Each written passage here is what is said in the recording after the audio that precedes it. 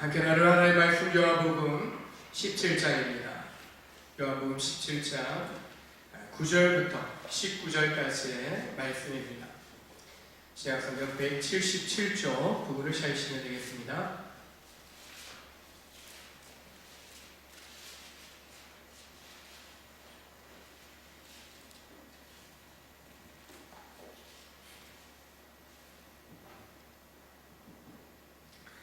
아, 17장 9절부터 19절의 말씀 우리 같이 한 목소리로 합독하여 말씀을 공동합니다. 9절입니다. 시작.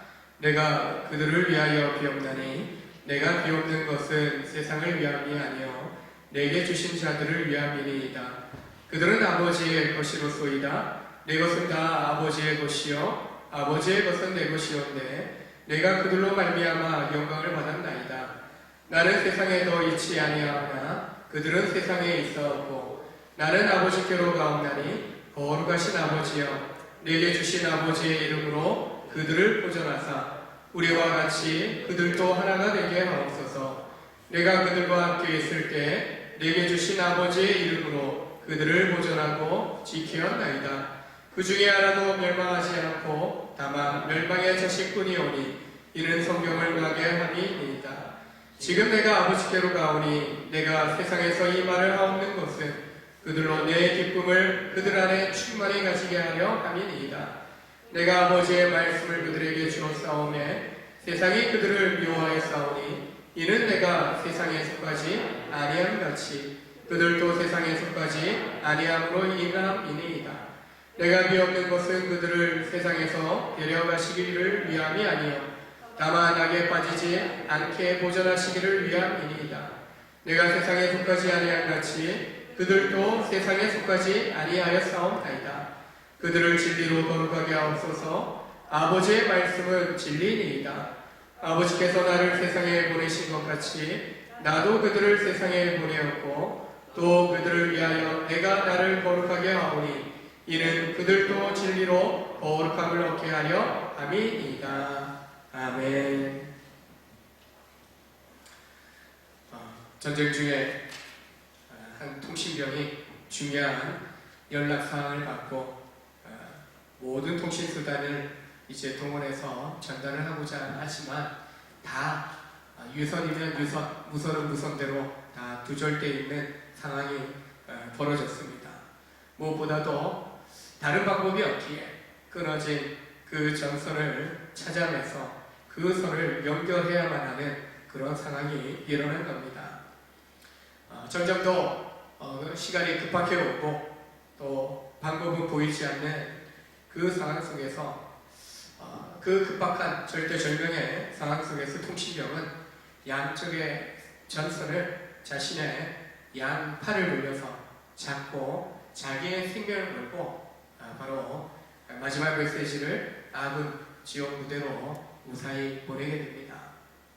한마디로 전쟁에서의 승리를 위해서 자기의 목숨을 걸고 한마디로 전기줄을 잡은 거예요. 전기가 지나가야 되는 겁니다. 이것이 바로 우리와 하나님과의 관계 속에서도 일어난 사건입니다. 2000년 전 우리 주님이 이 땅 가운데 오시어서 보내심 받은 대로 내 속에 제물되어 주심으로 말미암아 바로 하나님과 우리의 사이에 막힌 땅을 허물어 주시고 죄로 끊어진 그 생명줄을 주님이 십자가로 말미암아 연결시켜 주시는 놀라운 구원의 은혜를 베풀어 주신 것입니다. 원수되었던 우리가 이제 예수님을 통해서 하나님과 손을 맞잡게 된 겁니다. 이제 하나님과의 관계가 소통이 일어나게 된 것입니다. 바로 요한복음 17장은 대제사장으로서의 주님의 중보기도다라고 할 수 있는데 제사장의 역할이 무엇인지 특별히 대제사장이라고 한다면 이스라엘 백성들이 너무나도 잘 알아요. 1년에 한 번 있는 대속죄일에 지성소에 들어갑니다. 방울 차고 들어갑니다. 밧줄 묶고 들어갑니다. 아무도 정해진 사람 외에는 들어가지 못합니다. 때로는요 살아서 나오지 못하는 경우가 있어요. 방울 소리가 나면 살아있는 겁니다. 방울 소리 안 나면 죽은 거예요. 그래서 지성소 밖에서 줄을 잡아다가 끌어내는 겁니다. 목숨 걸고 대제사장은 하나님 앞에 나아가는 것입니다. 대제사장이신 예수님께서 바로 자기의 목숨을 내어 주심으로 말미암아 바로 우리를 위한 참된 중보자, 영원한 중보자가 되시고 하나님 보좌 우편에 올라가셨어도 그곳에서 우리를 위하여 중보하시겠다 하셨고 지금도 중보하시므로 또 이 땅 가운데 천국을 바라보며 주님을 바라보며 살아가는 우리에게 또 믿음 주시고 용기 주시고 또한 살아갈 소망을 주시는 줄로 믿으시길 바랍니다. 어떤 기도를 우리에게 주셨는가? 또 이 땅 가운데 살아가면서 우리를 또한 중보자로 중보자로 삼으셔서 보통 우리 교단에서는 중보라는 말은 중보자는 예수님밖에 없어요. 근데 성경에는 도고자라고 합니다. 도고한다. 어떤 중보자와 같은 비슷한 의미가 있어요. 이런 중보자는 우리 주님밖에 없고 우리의 중보 기도에 대해서는 도고 기도다. 그렇게 표현을 합니다. 주님이 중보하신 그 기도의 내용들을 좀 살펴보면서요. 지금의 이 시대 속에서 우리가 어떤 도고 기도자, 중보 기도자가 되어야 하는지, 뭘 기도해야 되는지 우리가 한번 생각해보고 또한 주시는 약속의 말씀을 통해서 그런 기도를 가지고 우리 하나님 앞에 나아갈 수 있기를 원합니다. 예수님은 제자들 때문에 영광 받으셨다라고 하십니다. 근데 공생의 기간 동안에 제자들의 모습을 보면 결코 저런 모습에 무슨 영광을 받으셨는가 할 정도로 제자들은 신실하지 못했습니다. 부정함밖에 없었던 겁니다. 그러나 주님이 왜 그들을 통해서 영광 받으셨다, 영광 받으시겠다라고 말씀합니까? 지금 당장이 아니라 지금의 부활도 경험하지 못한, 성령도 경험하지 못한 그런 제자들의 지금 모습이 아니라 장차 미래적으로 그들 가운데 하나님의 부신 은혜, 성령의 능력으로 함께 하실 그 순간들을 통해서 바로 주님이 이제 영광 받으시게 될 것이다 라고 그렇게 말씀하시는 겁니다. 하나님의 소유된 백성이요 동일하게 그리스도 예수의 소유된 백성이 되었음을 우리 성도들에 대해서 이야기하십니다. 아버지의 것이지만 아직 그의 뜻에 합당하지 못한 제자들이나 또 우리를 향하여서 너희는 나의 영광된 존재가 될 것이다 라는 그런 격려, 위로가 되는 말씀을 주십니다. 나 참 부족한데 하나님이 나를 통해서 영광 받으시겠다, 그런 존재로 삼으셨다. 참 우리는 자부심 있게 살아가야 하는 것입니다. 날마다 이미 주의 소유된 백성, 너는 내 것이다, 하나님의 소유된 백성이 된 그런 성도입니다.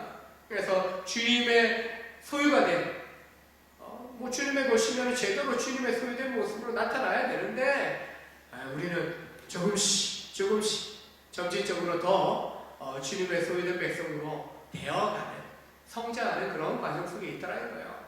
그래서 나 왜 이것밖에 안 되는가? 낙심할 필요 없고요. 그것밖에 안 되는 그런 모습이지만 그래도 우리를 구원하시, 자신을 내어주기까지 우리를 사랑하신, 은혜 베푸신 하나님의 그런 기대, 나를 향한 영광 받기를 원하시는 소원함이 있기 때문에 우리는 주님의 것이 되어가는, 주님의 소유된 백성으로 성장하는 그런 소망을 우리는 간직하며 살아가야 하는 것입니다. 바로 내 소유, 내 사람이기 때문에 챙겨주시는 거예요. 다른 사람 아니에요. 내가 함께했던, 동고동락했던 제자들, 사도들, 하나님 이들을 통해서 내가 영광받기 원합니다. 한 4가지 정도를 기도하시게 되는데 내 백성도 내 소유고 내가 택한 그런 사람들이기 때문에 그들을 챙기시는 주님의 모습을 보게 되는 겁니다.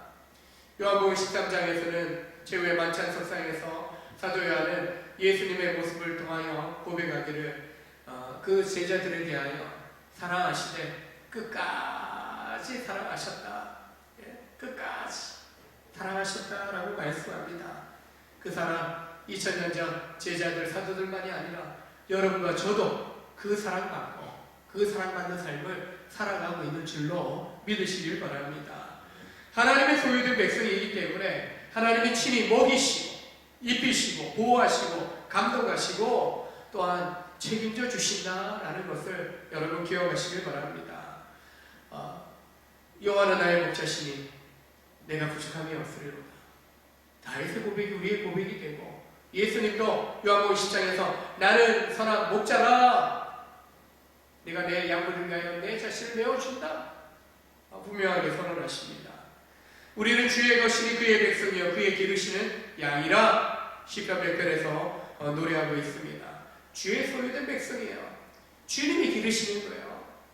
여러분, 내가 우리 가족들을 기르고 또한 돌보는 것이 아니라 내 위에 나를 품고 계신, 나를 소유하고 계신 하나님이 계시다라는 사실을 우리가 기억해야 됩니다. 그래서 내가 해서 안 된다 해서 지쳐 쓰러지고 포기하는 것이 아니라 하나님께 맡기는 겁니다. 하나님이 목자 되어 나를 기르고 계시고 나를 인도하고 계신다라는 사실을 믿을 때 우리는 결코 우리 앞에 놓여지는 그 어떤 인생의 문제 앞에서도 절망하지 않고 넘어지지 않게 되는 것입니다.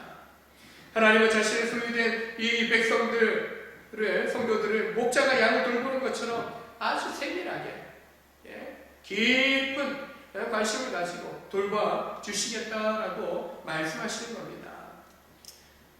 전능하신 하나님이 나의 목자 되시니까 우리는요, 어떤 상황 속에서도 안심하고 또한 평안하게 우리는 살아갈 수 있는 것입니다. 내가 나를 지키는 것보다, 내가 우리 가족들을 지키는 것보다 주님이 지켜주시는 것, 주님이 보호하시는 것이 더 철저하고 완벽한 줄로 믿으시길 바랍니다. 내가 못해서 안 되라는 게 아니라 주님이 지켜주시는데, 주님이 함께 하시는데, 전능하신 하나님이 함께 하시겠다 했던, 돌보시겠다 하셨던 그 약속을 믿음으로 우리는 안심할 수 있어야 되는 겁니다. 평강을 누릴 수 있어야 하는 것입니다. 그래서 택한 백성, 하나님의 소유된 우리 자신이 하나님의 영광을 위하여 또한 하나님, 우리 주님이 축복하고 계시고, 또한 분명히 우리를 택하셨을 때 내가 너를 통해서 내가 영광 받겠다, 너를 통해서 내가 너 정말 사랑한 또 너에게 베푼 은혜, 그 값진 열매의 모습을 보겠다라고 하신 그의 악당한 삶을 우리가 살아가야 하는 것이죠. 제자들에 대한 예수님의 관심이 근본적으로 바뀌기 시작하는데요. 특별히 나는 세상에 더 있지 아니하오나 저희는 세상에 있사옵고, 실제로 주님이 함께 하시는 동안 제자들이 당당했어요. 힘이 넘쳤어요. 근데 주님이 자꾸 떠나신다고 하니까 자꾸 위축돼요.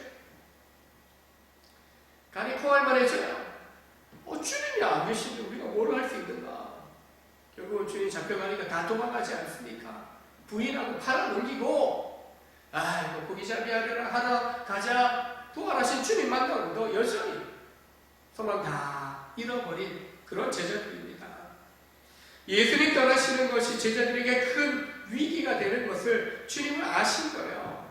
그 사실 때문에 주님이 지금 대제사장으로서 그에 소유된 제자들, 백성들을 놓고 중보하며 기도하시는 겁니다. 11절 12절에 보시면은 제자들의 보존을 위하여 보존한다 이런 대사가 오늘 함께 읽었던 본문에 계속적으로 나옵니다. 제자들이 세상으로부터 미움받을 때 세상을 피하거나 악한 자들에게 빠지지 않도록 그들의 믿음을 굳건하게 해주시고 그들의 믿음이 보존되도록 해달라라고 주님이 아버지 앞에 기도하고 계신 겁니다. 제자들이나 성도된 우리 앞에 놓여지는 그런 세상은 만만치 않아요. 하나님의 사람들을 미워하는 세상입니다. 세상에 속하지 않으려는 제자들에 대해서 세상은 미워합니다. 핍박합니다. 세상의 본세자들이 정책적으로 세상의 규칙으로 몰아세우면서 우리를 계속적으로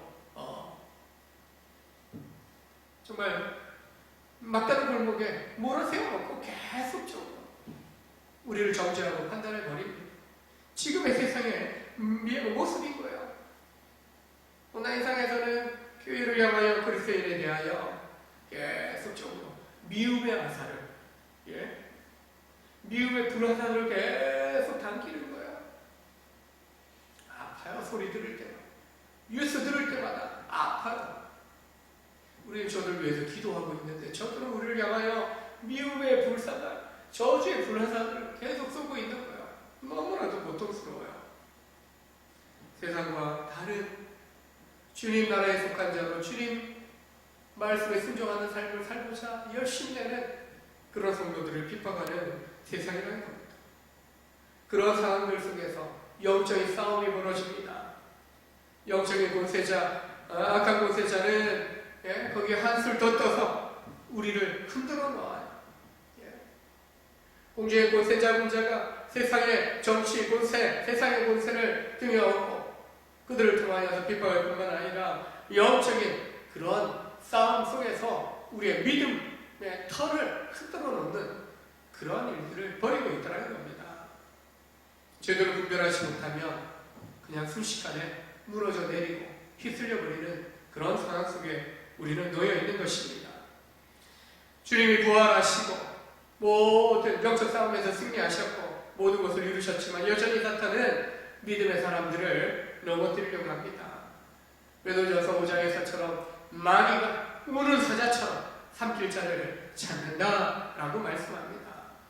세상의 권세자나 마귀는 우리를 주춤하게 만드는 적들인 것입니다. 바로 이 두 적들에 대해서 제자들이 깨어있고 보호되기를 주님은 간절히 중보하며 기도하고 계신 것입니다. 우리가 이 땅에 살아가면서 우리는 가정에서 영적인 제사장의 사명, 세상에 대하여 영적인 제사장의 사명을 우리는 감당해야 되는 것입니다. 바로 영적 중보자의 삶을 살아가야 하는 겁니다. 왜요?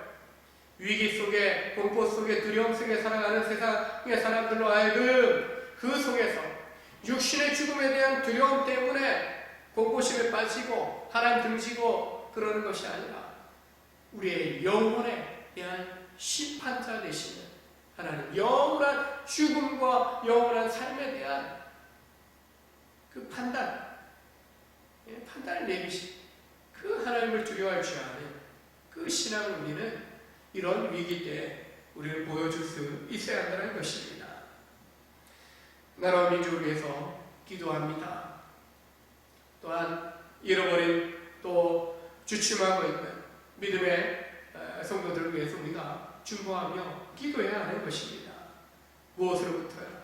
이 악한 권세자들로부터 우리 주님이 기도하셨던 것처럼 우리의 지체들을, 우리의 가족들을, 또한 택한 백성들, 아직 주님 안으로 들어오지 못했지만 하나님이 구원하실 그들을 놓고 우리가 중보하며 기도하는 영적 제사장의 역할을 감당해야 한다는 것입니다. 그럴 때 제자들은 영적인 이제 싸움에서 살아남을 수 있게 되어지는데, 특별히 이런 기도 속에서 주님은 아버지의 이름의 권세에 의지하도록 기도하고 있어요. 가르쳐 주셨어요. 내 이름으로 기도하라고, 주의 이름으로 기도하라고 주님이 또 가르쳐 주셨어요. 바로 제자들이 주님의 기도로 말미암아 그들의 믿음을 지켜갈 때 아버지의 이름으로, 주의 이름으로 기도하며 그 이름의 권세에 의지하여 살게 될 것을 주님이 기도하고 있는 것입니다. 여호와의 이름은 견고한 망대라, 의인은 그리로 달려가 안전함을 얻는다. 요한복음 15장에서 주님은 나의 안에 거하라, 내가 내 안에 거하고 내 말이 너희 안에 거하며 무엇이든지 원하는 대로 거하라, 그리하면 다 이루리.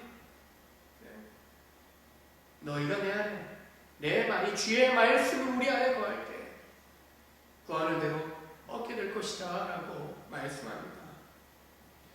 주의 이름을 의지하여 예수의 이름으로 일어나라고 분명히 또한 말씀하고 있는 것입니다. 우리는 주님 안에서 주의 말씀에 분명히 힘입어서 일어설 수 있는 겁니다.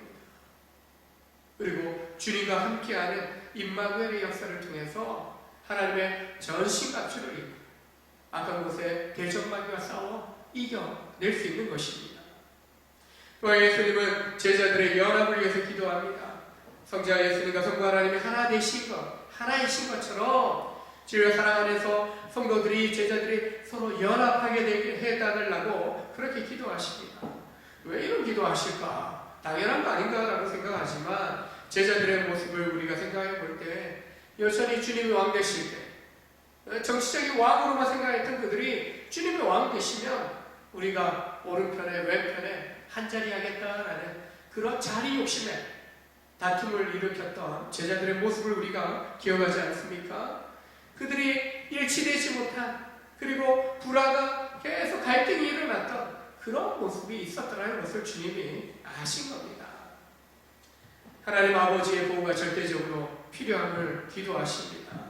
삼위일체 하나님의 그 연합의 하나됨의 그 모습을 본받아서 제자들도 성도들도 한 뜻과 한 목적을 가지고 하나됨을 이룰 수 있어야 된다, 연합할 수 있어야 된다라는 그런 간절한 마음을 기도로 이제 구하고 있는 것입니다.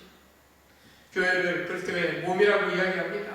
바로 우리 성도들은 다 그 몸의 각 지체들로서 에베소 4장의 말씀처럼 서로 유기적으로 다 연결되어져 있는 거예요.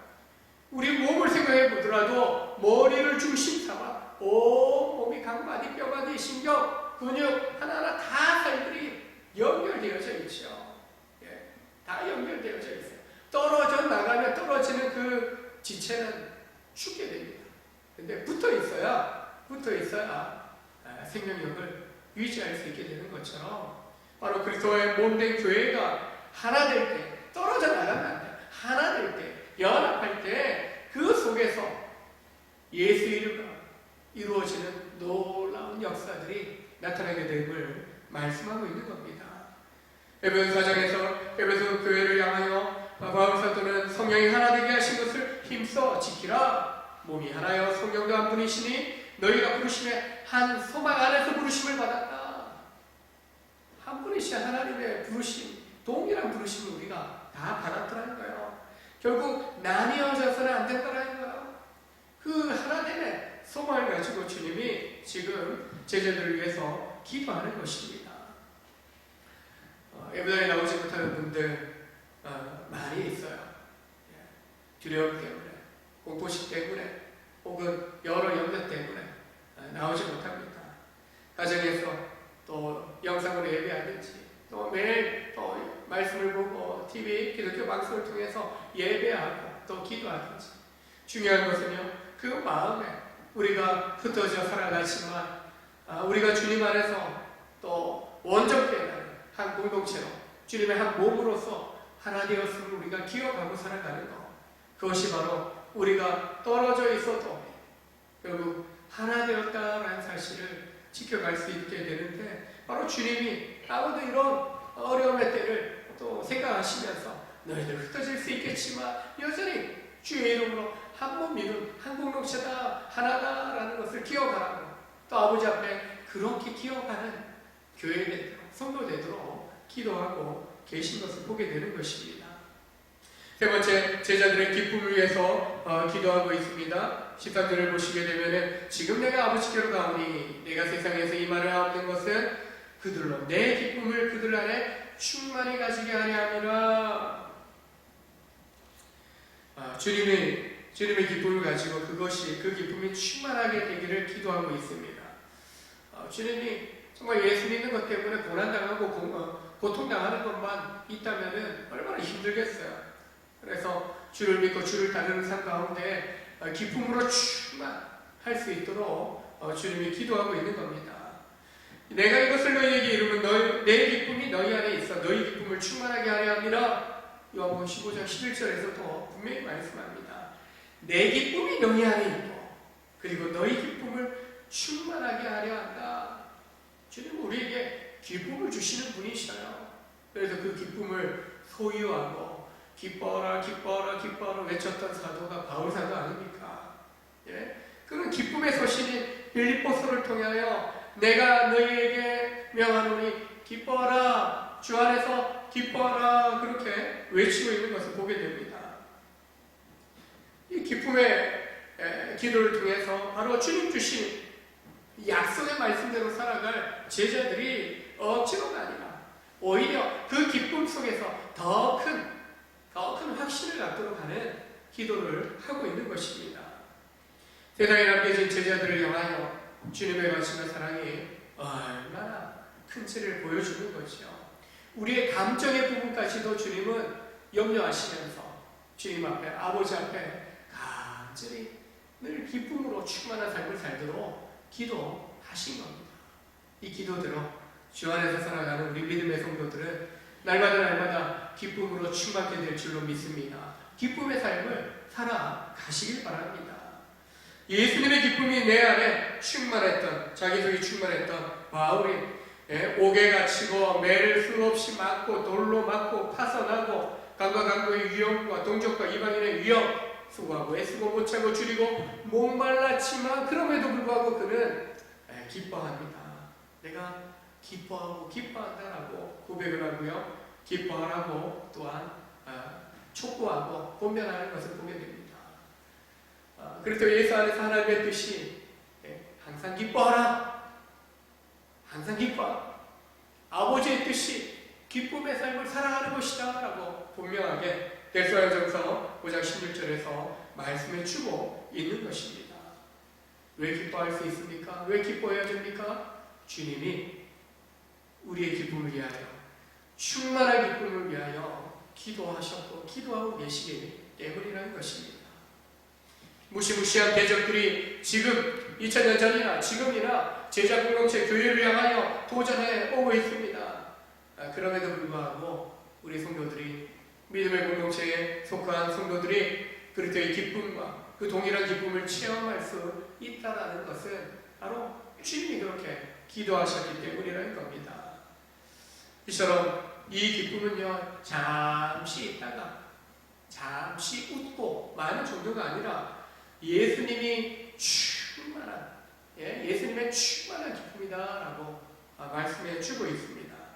우리가 기쁨으로 충만하게 살아가도록 주님의 인도하심을 받고 우리가 주와 동행한 삶을 살아가고 있는 줄로 믿어야 합니다. 말씀 안에 머물 때, 믿음의 열매를 맺을 때, 주의 이름 안에서 간절히 은혜 구하며 살아갈 때 우리는 주님으로부터 부어주시는 이 참된 기쁨을 누리게 되는 줄로 믿습니다.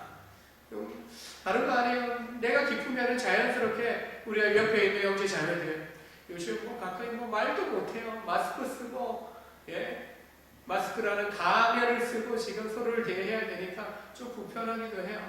그럼에도 불구하고 사랑하는 형제 자매들을 향하여 정말 기쁨을 표현하고 사랑을 표현할 수 있는 우리 믿음의 성도들이 좀 되셨으면 좋겠습니다. 그런 면에서 좀 앞뒤 좀 좌우를 한번 좀 보십시오. 멀찍이 좀 떨어져 있지만 소나타 한번 하시고 이렇게 하트 모양으로 그렇게 사랑합니다, 축복합니다 한번 표현해 보시기 바랍니다. 빌립보서 4장에서 바울은요, 마지막 그 4장에서 서신을 시작하면서 나의 사랑하고 사모하는 형제들, 내가 사랑하고 사모하는 형제들. 요즘 제가 이제 신방전화 이렇게 좀 하면은 어르신들이 그렇게 좀 표현해줘요. 보고 싶다, 사모하고, 너무나 빨리 교회 가서 예배하고 싶다고. 자식들 전화가 무서워서 지금 어디 있는지 영상 통화로 오는 그런 자녀들도 있는가 봐요. 확인차. 교회 가는 시간을 어찌 잘하는지 그 시간 맞춰서 꼭 전화 안 돼요. 교회 안 다니는 자녀들이. 그래서 목사님 꼼짝 못해요. 마스크 사러 잠깐 나오고요. 먹을 것도 다 자녀들이 시장마다 갖다 준대요. 절대 나오지 마세요. 나의 사랑하고 나의 사모하는 형제들이여, 나의 기쁨이여 멸관인 사랑하는 자들아. 바울은 믿음의 형제 자매들을 향하여 그렇게 사랑을 고백합니다. 기쁨을 고백합니다. 또 사모함을 고백합니다. 아마 우리 성도들도요, 코로나19 상태로 이렇게 떨어져 있는 동안 그 장로님 어떻게 계실까, 집사님 어떻게 계실까, 목사님 어떻게 계실까, 우리 성도님들 어떻게 계실까 궁금해서 보고 싶고 죽겠어요. 그런 마음으로 아마 이 코로나19 상태가 진전되면 더 끈끈하게 좀 접착제 마냥 완전히 붙어 지내지 않을까, 그런 생각이 듭니다. 치료제 나오고 백신 나오면은 에이 걸려라, 백신 꼭 대시고 하고는 그냥 얼싸하면서 그냥 날마다 볼 때마다 너무 좋아서 거룩한 입맞춤으로 인사하라 성경에 나오는 그 표현처럼 허기가는 그런 모습이 나타나지 않을까. 떨어져 있어도 지금도 여러 가지 매체들이 있어요. 그것을 통해서 보고 싶은 나의 기쁨과 사랑이 되는 우리의 정말 반쪽과 같은 우리의 지체인 형제자매를 향한 기쁨을 고백할 수 있는 우리 사랑하는 성도들 되시길 주의 이름으로 축원합니다. 네 번째는 제자들의 파송을 위해서 기도합니다. 세상에 남겨진 이 제자들이 걱정은 되지만 그들을 거기에서 천국으로 옮기지 않으십니다. 옮겨달라고 하지 않으셔요. 이제 주님이 십자가 지시고 부활하시고 승천하실 텐데 그들이 세상에 남아있어야 될 이유, 목적이 있다는 겁니다. 예수께서 부활하신 이후에 약속하신 성령이 임재하심으로 완전히 그 기도가 이루어지는 것을 보게 됩니다. 바로 제자들이 성령의 문능을 받고 예루살렘, 온 유대, 사마리아 땅끝까지 이르러 예수 증인의 복음의 증인의 삶을 살아가는 주님의 기도대로 교회가 세워지고요. 그리고 복음의 역사들이 우리는 사도행전을 읽어가면서요. 그 증인들이라는 그런 세상을 예루살렘 중심에서부터 세상 땅끝을 향해서 퍼져가는 복음의 역사들을 우리는 사도행전을 통해서 보게 되는 것입니다. 바로 주님의 기도 응답이고 우리에게 지금 이 한반도에 복음이 전해진 것도 바로 기도에 우리 주님의 기도에 응답이다라고 할 수 있는 것입니다. 예수님이 보내심을 받은 것은 아버지 하나님의 명령 부르심에 완전히 순종한다라는 것을 의미합니다. 제자들이 이제 복음의 증인으로서 이 복음을 위임받았다라고 하는 것도요, 동일하게 주님의 명령, 주님의 부르심에 완전히 순종한다라는 것을 의미하는 겁니다. 바로 예수님의 선교적인 기초가 된 것은 하나님의 아버지의 거룩하심인데 예수님 또한 거룩한 죄로부터 분리되고 의의 길에 헌신하는 그 거룩함이 이제 주님께 있고 이제 제자들에게 있기를 소망하는 기도를 하는 거예요. 아버지의 거룩함이 나에게 부어졌고 나의 거룩함이 이제 제자들에게 부어져서 그 구별된 그 거룩함 빛으로서 제 어둠을 비추면서 죄악된 어둠을 물리치는 그런 삶을 살아내는 것, 그것이 이제 이 제자들이 이 땅에 남아 행한 그런 사명입니다. 그 사명을 이룰 수 있도록 거룩함으로 충만케 해주십시오. 말씀의 본능으로 붙잡아 주십시오. 거룩함은요, 다른 방법이 아니에요. 바로 진리이신 주님 안에 거하는 것이고 바로 주의 말씀을 품고 살아가는 것이 곧 거룩함을 지켜가는 길임을 보게 됩니다. 모든 사람을 대신해서 주님이 죽으심은 산자들로 하여금 다시는 저희 자신을 위해서 살지 않고 오직 저희를 대신하여 죽었다가 다시 사신 자를 위하여 살게 하려 하십니다. 내가 그리스도와 함께 십자가에 못 박혀 죽었나니 이제 내가 사는 것은 나를 위하여 자기 자신을 십자가에 내어주신 하나님의 아들을 믿는 믿음으로 사는 것이다. 우리에게 주어진 사명은요, 주님을 위해서 살아가는 거예요. 우리 대신 죽으셨다 부활하신 주님을 위해서 살아가는 것이 우리의 사명이라고 말씀합니다. 복음을 위해서 산다라고 하는 것을 말씀하는 거예요. 예수님의 제자 되고 주의 소유된 백성이 되었다, 제사장이 되었다라고 할 때에는 바로 복음을 전하는 선교의 사명자가 되었다라는 의미를 안고 있는 것입니다.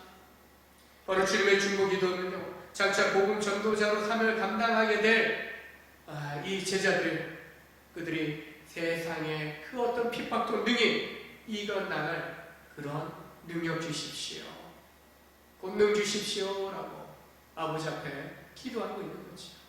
지금도 우리가 복음과 함께 고난을 받는다 할지라도 능히 그 고난을 이겨낼 수 있는 것은 주님이 우리를 위하여 중보하고 계시기 때문에 우리는 어떤 삶의 형편 속에서도 능히 믿음의 승리를 이룰 수 있다라는 것을 여러분 기억하시길 바랍니다.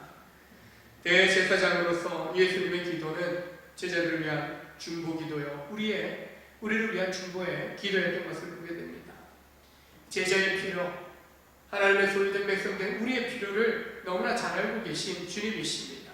간절한 마음, 우리의 마음, 우리를 정말 주님 마음, 말씀 안으로, 정말 주님의 사역의 길 안으로 제자들을, 우리 성도들을 이제 끌어들이고 계시는 그런 기도인 것을 보게 됩니다. 주님이 그 사명 감당했고 이제 너희가 이 땅을 위한 이제 영적 제사장이 되어서 중보자의 사명을 감당해야 한다라고 말씀하는 것입니다. 기도의 자리에 나오신 여러분이 있기에 또한 이 기도의 자리가 채워지게 되고 기도의 사명이 계속해서 이어지게 되는 것입니다. 주의 부르심과 인도하심에 따라 주님 안에 거하고 주의 말씀에 따라 살아가는 성도들 한 사람 한 사람을 통하여 하나님은 이 기도의 열매가 계속해서 이 세상 가운데 이루어지게 하시는 것을 보게 되는 것입니다. 기도의 자리, 예배의 자리를 지키는 소수의 영적인 정예 군사들이 있기 때문에 회복과 부흥이 일어나게 되는 것이고 계속해서 또 믿음의 바톤들이 이어지게 되고 그 어떤 어려움 속에서도 지금까지 하나님의 교회가, 주의 모든 교회가 세워지고 또한 부흥케 되고 또 열방을 향해서 또한 선교사들이 나아가 복음을 전할 수 있게 된 것도 소수의 정말 사명을 감당하는 일꾼들을 통해서 그 일들을 또한 세워오신 것을 보게 됩니다. 이 자리에 계신 분들 또한 가정에서, 일도에서, 삶의 자리에서 또 기도자의 사명을 감당하기를 원하는 우리 믿음의 성도들이 1분, 10분, 1시간 기도하는 그 기도의 시간을 통해서 하나님이 영광 받으시고 또한 주님처럼 기도의 동력을 이루는 일꾼들을 통해서 이 땅을 구원하시는, 이 땅을 주님 나라로, 주님의 교회로 바꾸어 가시는 놀라운 하나님의 역사를 우리 성도들이 보게 될 줄로 믿습니다. 이 밤에 함께 기도할 때도요, 내가 그런 기도자의 그릇이, 제사장이신 우리 주님처럼 영적 제사장의 사명 감당하도록 부르심 받을 줄 믿고 이 어려운 때에 내가 기도하겠노라고 다시 한번 주님 우리를 위하여 기도하시는 것처럼 내가 주님 닮은, 주님 따라 기도하겠습니다. 그런 고백으로 나아가시길 주의 이름으로 축원합니다. 우리 함께 찬양하고 기도하겠습니다.